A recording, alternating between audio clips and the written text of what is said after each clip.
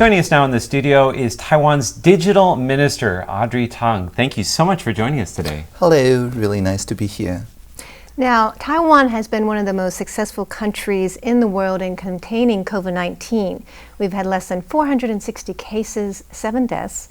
Now, as Digital Minister, can you tell us what aspect makes you the most proud in terms of how technology has helped Taiwan's success? Certainly.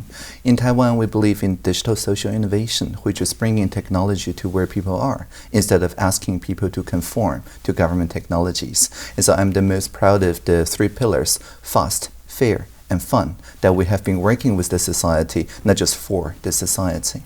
The fast part, for example, is this daily live stream CECC, the Central Epidemic Command Center press conference, where the Minister Chen answers questions from all the different parts of the journalism, from people calling this toll-free number 1922. Basically anything that people ask gets answered. And if there's genuinely a good idea that the CECC have not thought of, it just gets translated into policy action the very next day. For example, back in April, there was a young boy who refused to go to school because all he had was pink medical mask. Because when you ration mask, you don't get to pick the color. Right, I remember that. That his family called 1922 saying, "My boy doesn't want to go to school." He said he will get bullied for wearing pink medical mask. The very next day, everybody in the CECC, including Mr. Chen, wear pink medical mask. 小朋友讲就是说，其实口罩的颜色，都一样。那粉红色其实不错。 This boy became the most hip boy because that was very fast. Only he has the mask that the heroes wear.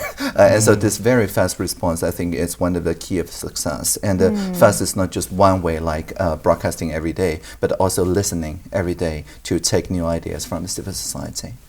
So there were branches where people can voice their concerns and opinions. Yeah, definitely. For example, back when we started rationing masks, initially at the convenience stores, everyone can purchase 3 masks, but nobody knows, like this branch of convenience store, like 7-Eleven, doesn't know the other branch, like Family Mart, whether they have sold the mask to the same person or not. And so there was a lot of confusion about the fairness of the rationing. And so someone with the name Howard Wu Jianwei in Tainan just coded up this mask availability map where his friends and family would, instead of posting on the line instant message platform of, "Oh, this place runs out of mask, this place still have mask," they would just post this on this shared map. So everybody can see the ones that are green means there's still some mask left. Those are red are run of mask. And this run pretty well for 2 days before he owed Google $20K US dollars. That's a lot of money. That's a lot of money. And so he said this cannot go on.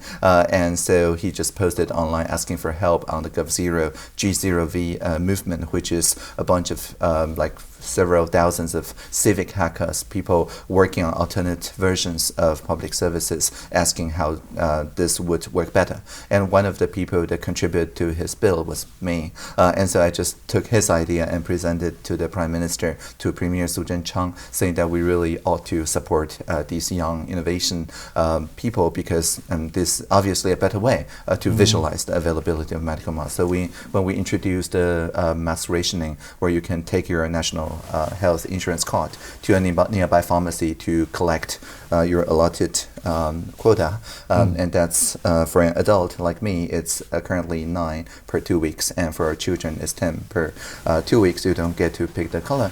You can see on the map that the pharmacy's stock actually deplete by 9 or 10 if you're a child in real time. And that ensures that instead of blindly trusting any government or any company's numbers, everybody can trust the people who are queuing before or after them to check that this is actually fair and this transaction actually gets registered. And so people feels very calm when we ramp out the production from 2 million masks a day to 20 million masks a day.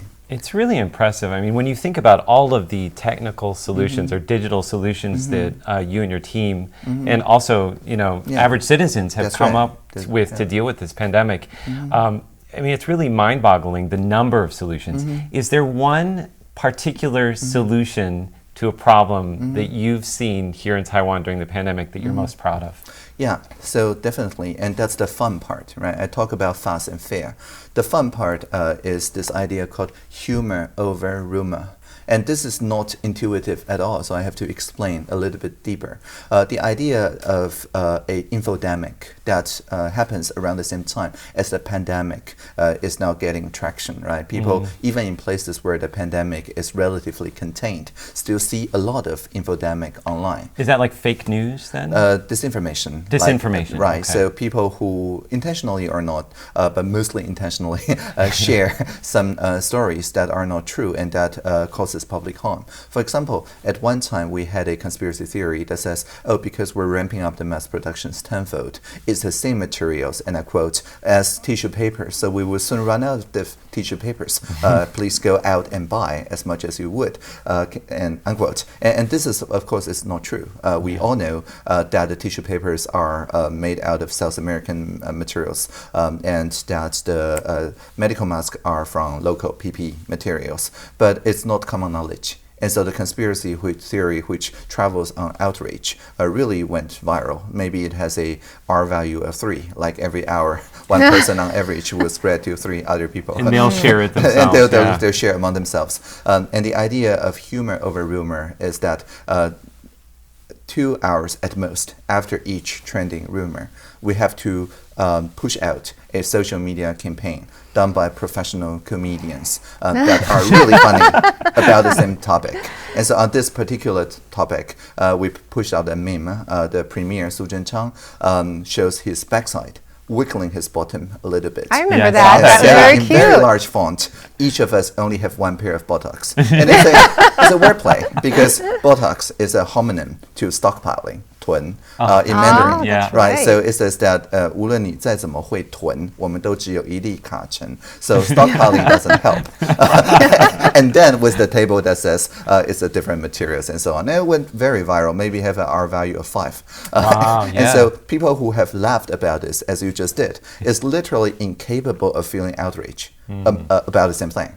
And so it's a vaccination against the conspiracy theories. And we eventually found out the people who initially started this conspiracy theory, turns out they were tissue paper resellers. Oh, really? That's not surprising. Yeah, I they mean, were have a persecuted. business interest. That's amazing. So I understand that a lot of different countries around the world have been contacting you, contacting your office, asking for help or advice. Yes. And of course, every country is different. They have different needs. Can you maybe give us an example of a way that Taiwan has been able to offer a solution, a digital solution that has helped another country? Yeah, definitely. You can read about all the solutions that we have at taiwancanhelp.us. And the great thing about that website is that it's not even government run. It's run by people who crowdfund. In a New York Times advertisement on the crowdfunding platform. And so even our digital outreach is by the social sector. The diplomatic corps, the foreign service, adds to the message but doesn't control the message. And so you can also check out the hashtag Taiwan Can Help. And so for digital health, for example, people in South Korea, they look at the mass map that I just introduced and talk to their government, saying that if Taiwan can do it, why couldn't South Korea do it? Because initially they were not rationing, and when they did go to rationing and nationalizing the mask economy, there was no easy way for people to check the fairness of the distribution mechanism. And so the first map that runs in South Korea was actually also from Tainan, from Fin Zhenqiang, from Jiang Mingzong, another civic technologist in Taiwan. And although he doesn't speak Korean, that's fine because he speaks JavaScript. That's what matters. More important, right? Right. So the South Korean civic technologists convinced their government to publish in the way of the Taiwan model the API about mask availability, and that's how they started their rationing without much fanfare or panic. So when you see the global pandemic now, how it's getting worse, especially in countries like the US, what maybe one piece of advice would you have to countries facing major challenges? When we're talking from one epicenter to another, our main message has always been don't panic. Don't panic. Don't panic. Wow. Great advice. Right. And then trust your citizens. And if the citizens are just given like orders without explaining the science behind it, there's always a way for the infodemic, for the conspiracy theories to kind of twist that message so it works against epidemiology. But in Taiwan, for example, our vice president at the time, VP Chen, who literally wrote the textbook on epidemiology, recorded this online course, a crash course on epidemiology, so that people can just follow along and learn epidemiology themselves. And Minister Chen Shizhong always challenged everyone to come up with new, more interesting ways to implement, say, physical distancing, to implement the hand washing, soap, hand sanitation rules, and also mask. So, for example, people competed in a kind of very Darwinian kind of way on what's the most effective way to convince other people to wear a mask. And the champion, the main message that we concentrated on at the end was that you wear a mask to protect yourself from your own unwashed hands. And that has proved to be the most viral. Interesting. Yeah. Now, when we're talking about solving these major kind of global issues like a pandemic, I'm remembering that Bill Gates, actually years before this current outbreak occurred, he was actually warning people to, to be prepared for a pandemic. Right. I remember the TED Talk. I'm curious, is there one thing that keeps you up late at night? Is there one thing that you worry about? Yeah. First of all, I do my work at night. And so it's important for me to have good quality sleep. Otherwise, I don't work very well. And so, no, actually, I think sustainability and inclusion, which are the two main guiding principles of technologists in Taiwan, are in itself a very balanced way of looking at technology. Instead of linear like GDP growth or linear way of, for example, like retaining as much data as possible and things like that, we always ask, is this helping the entire society rather than just one fragment of the society? That's inclusion. And even if it takes care of the entire society, does it also take care of future generations? That's sustainability. So if you keep on those two values, I think you will sleep very well. I know that you voiced concerns about privacy and Chinese companies like Huawei. You've mentioned that it's like a Trojan horse. So do you think that the world should be concerned about Huawei and other digital companies and stop using their products? I was quoting the occupiers in 2014 when we occupied the parliament here with 500,000 people on the street and many more online, completely peacefully, in a demonstration. Not as a protest, but a demo of how people on the street can come to rough consensus on things like the Cross-strait Service and Trade Agreement or the CSSTA being deliberated at a time. And so like 20 different NGOs deliberated 20 aspects of the CSSTA and whether we need to allow the PRC components, that's People's Republic of China government components, in the 4G infrastructure. That was the debate back then. So it's 2014, yeah. That's right. So I was simply quoting a consensus on the street 6 years ago, which was then also ratified by the National Security Council and National Communication Commission at the time in Taiwan. And so it's been 6 years without any PRC-made components in our core infrastructure. And obviously we're surviving and thriving. And that the main point back then was that people realized that there's no such thing as a purely private sector company in the PRC regime, because through party branches, through ways to swap leadership and so on, they can always make any private sector company state-owned or state-controlled overnight when tension arises.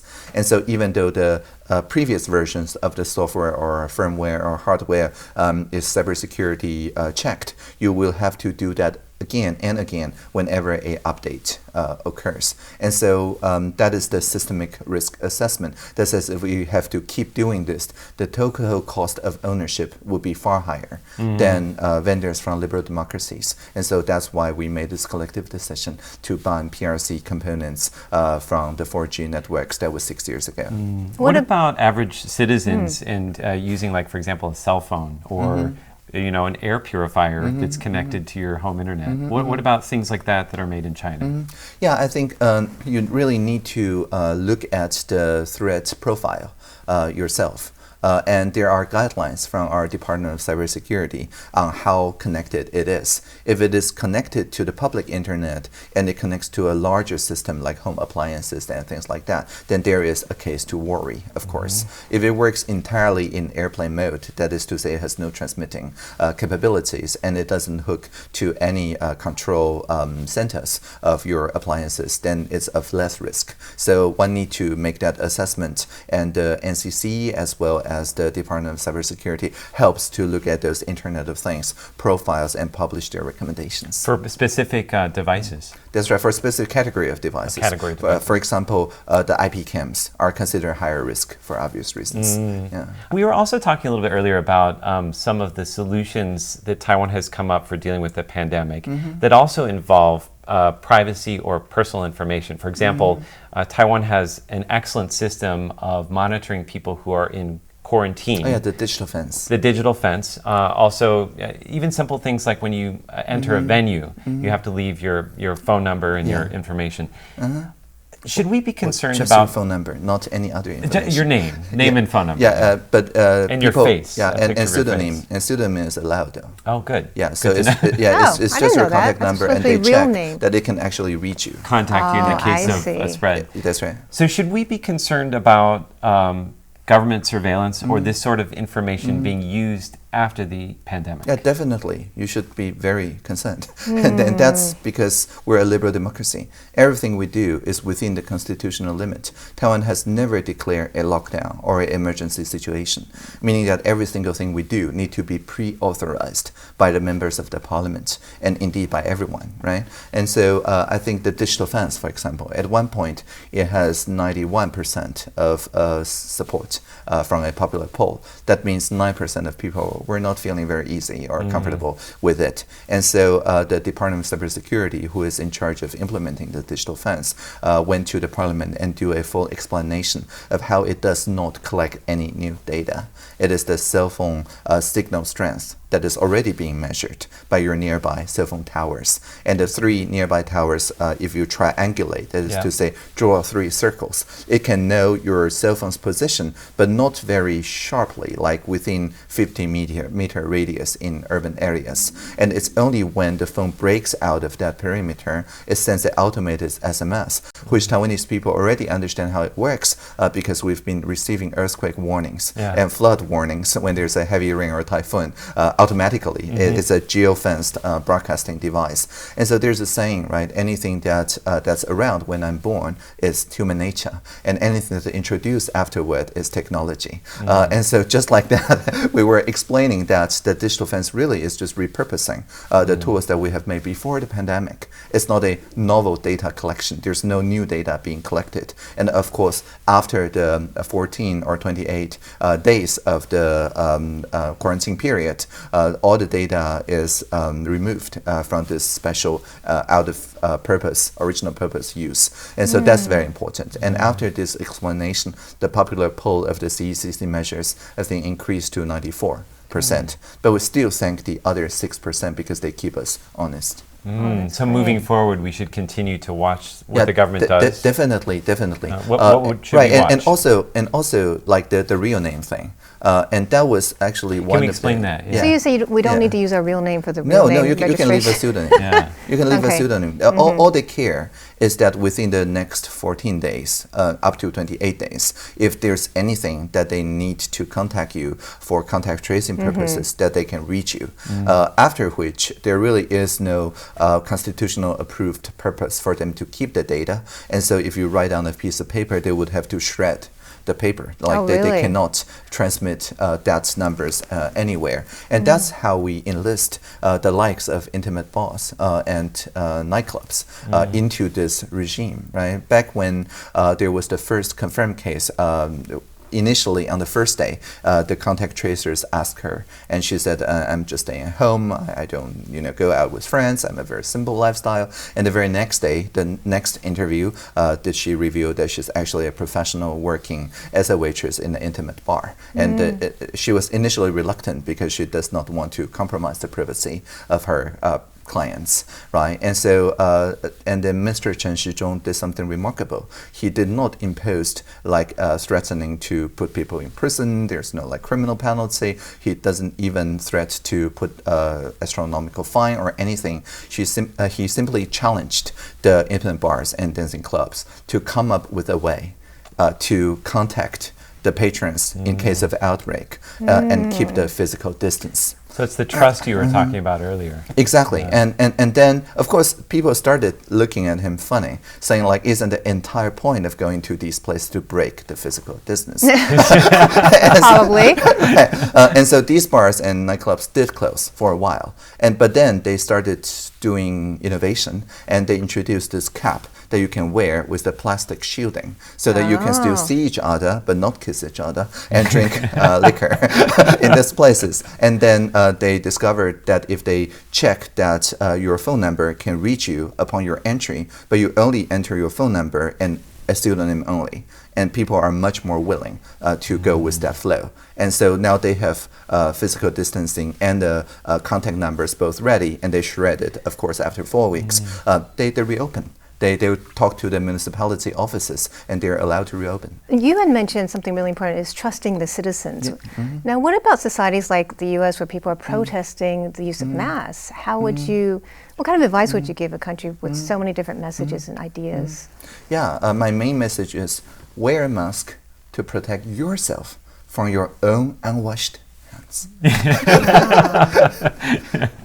That's going to be a caption when you say that. That's right. Because for all the digital technology we just talked about, including mask, if you don't wash your hands properly with soap or alcohol hand sanitizers, none of this is useful. It all hinges on proper use of soap. And based on water usage data, we know that Taiwanese people are washing their hands much more vigorously. And that tells us only when people understand the science behind the virus can people come up with new ways, like limerick or whatever, 内外加工大力丸, that reminds people how to wash their hands properly with the soap. And that's essential.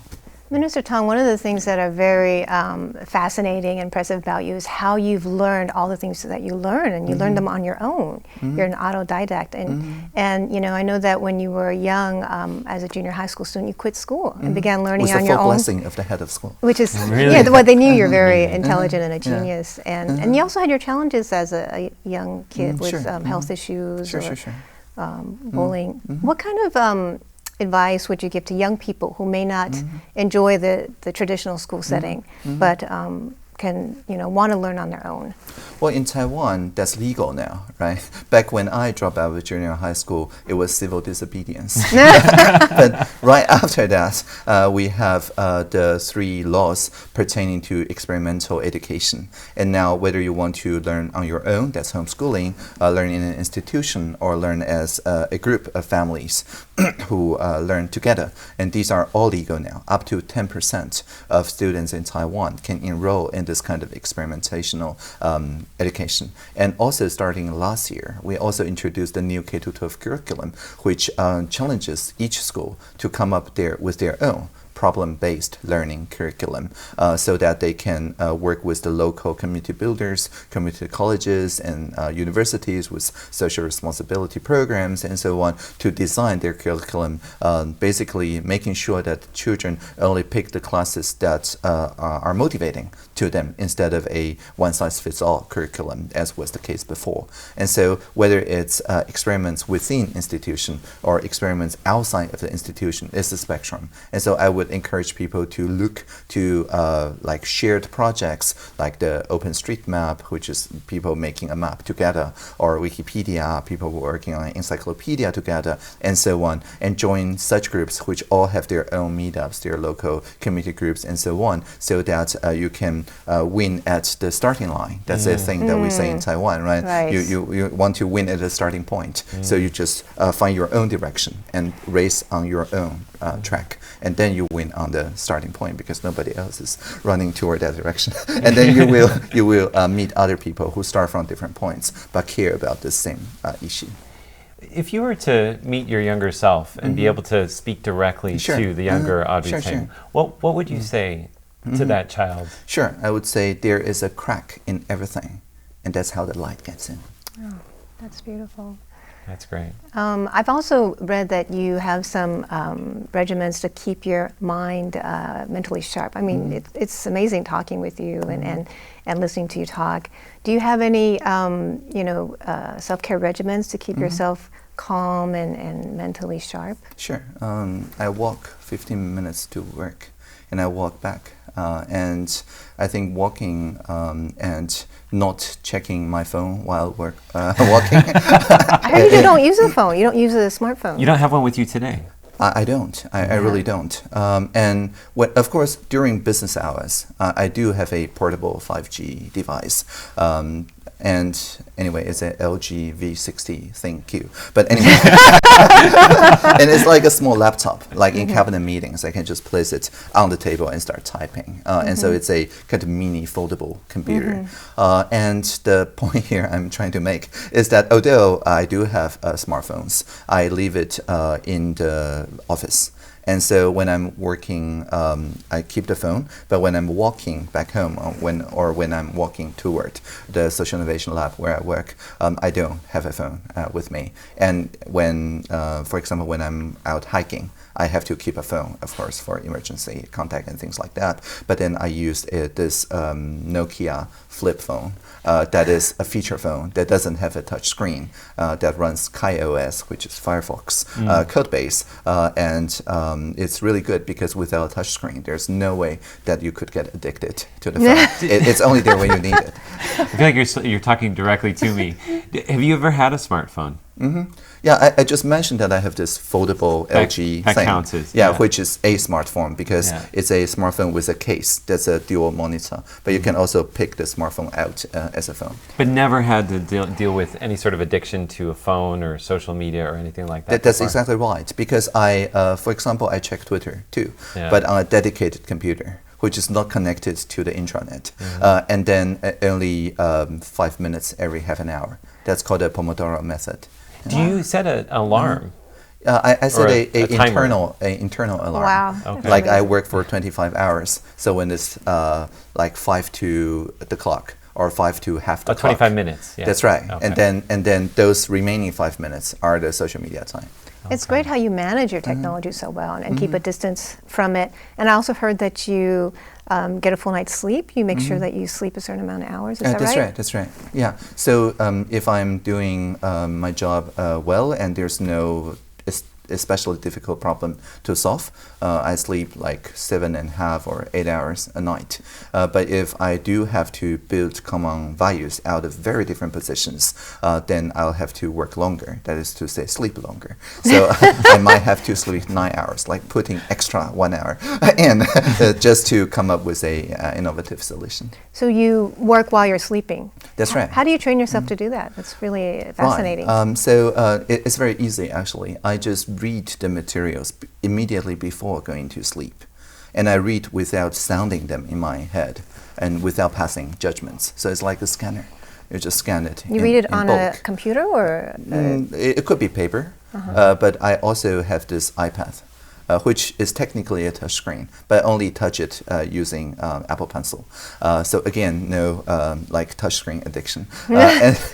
So whether it's an ebook or whether it's a large, real printed paper book, I just flip it immediately before going to bed, and then say to myself that I will wake up with a solution.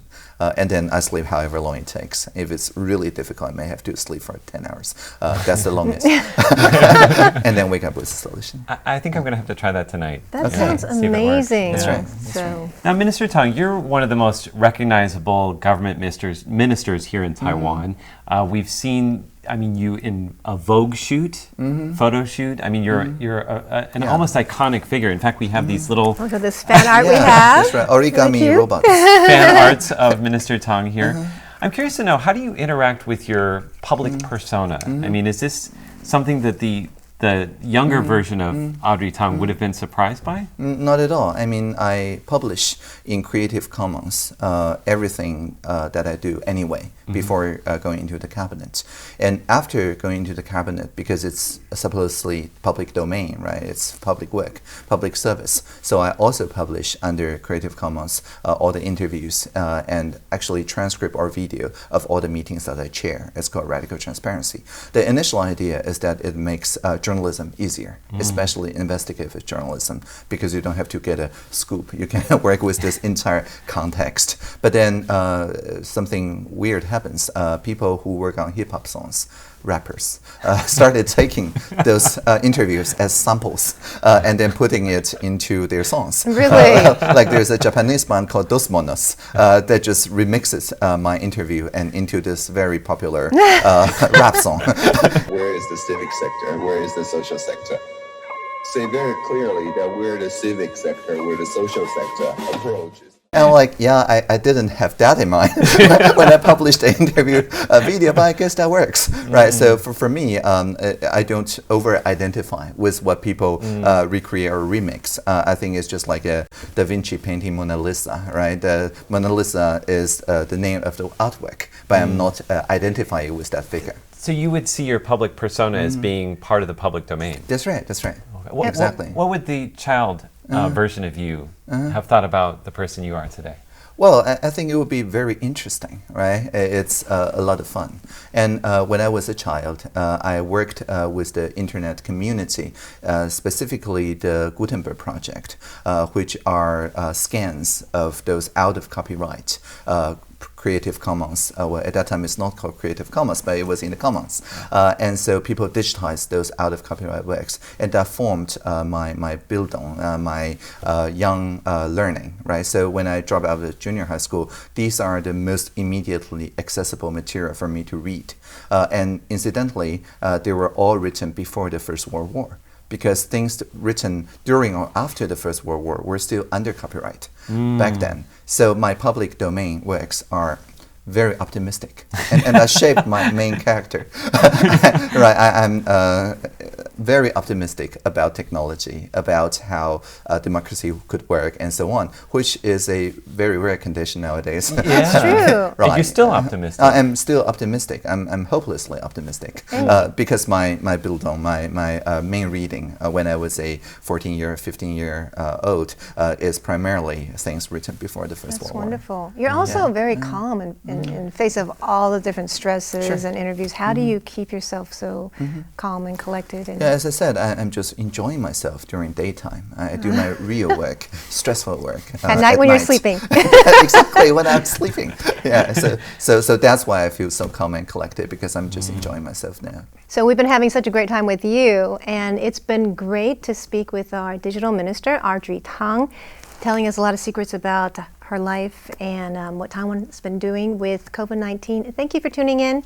I'm Natalie So. And I'm Andrew Ryan, and we'll have tons of information in the links below. Thank you for listening. Live long and prosper.